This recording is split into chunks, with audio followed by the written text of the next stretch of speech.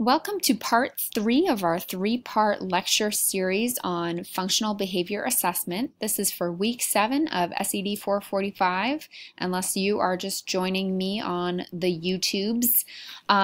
This is where we are going to examine the ABCs of FBA. And if you have not already done so, please go back and watch part 1 and 2 so you have a better understanding and background of functional behavior assessment before we move on. So FBAs and ABCs. So when we hear the ABC model, we know that antecedent, behavior, and consequence is our model here.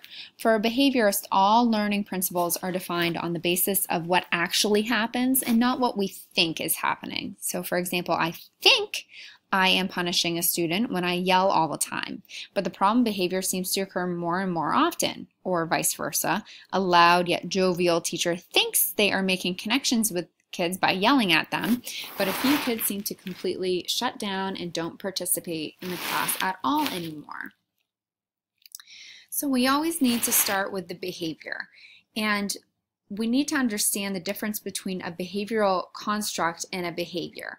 So a construct is a proposed attribute of a person that often cannot be measured directly. So that's our assumptions, right?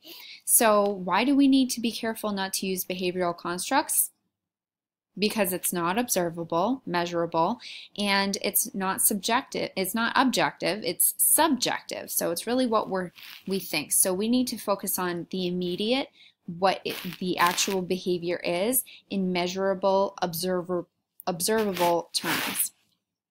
Okay, so now we go back to the antecedent, and we have things in our everyday lives that are called setting events or conditions, and in the broader context it might not be immediate. So for example, I know that medication is often a large part of a setting event. Or home life is also part of a setting event. So things that are kind of happening in the background.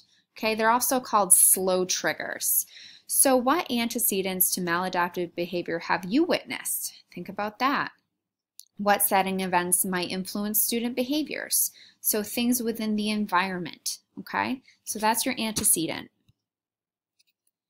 So then we look at consequences. So consequences are things that immediately follows inappropriate behavior.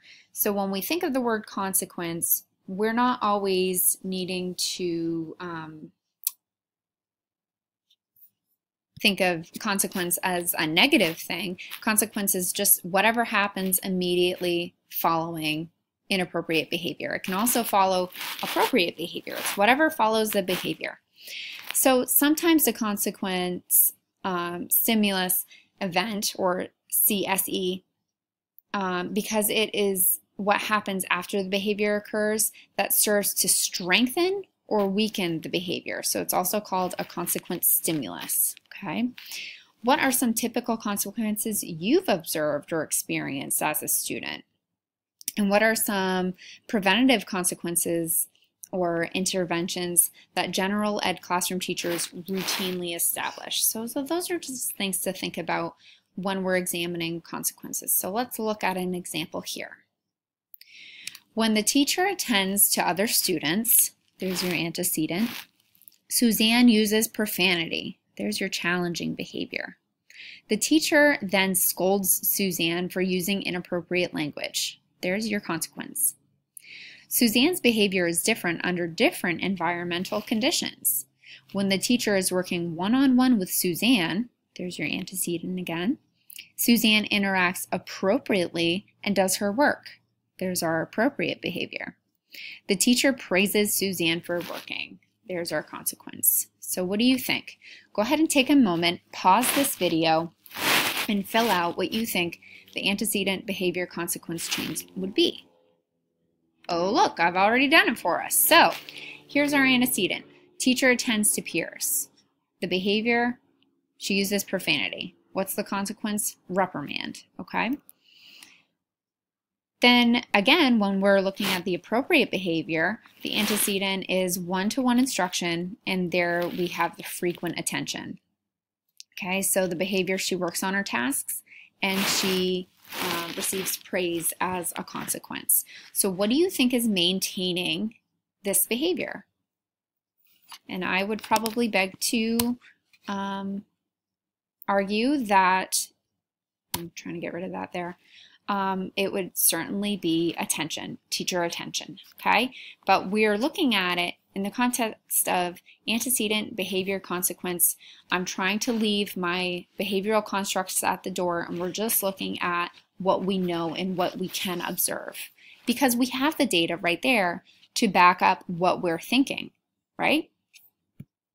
So Pat complains of a stomach ache during physical education whenever the teacher announces that they're going to run laps around the track.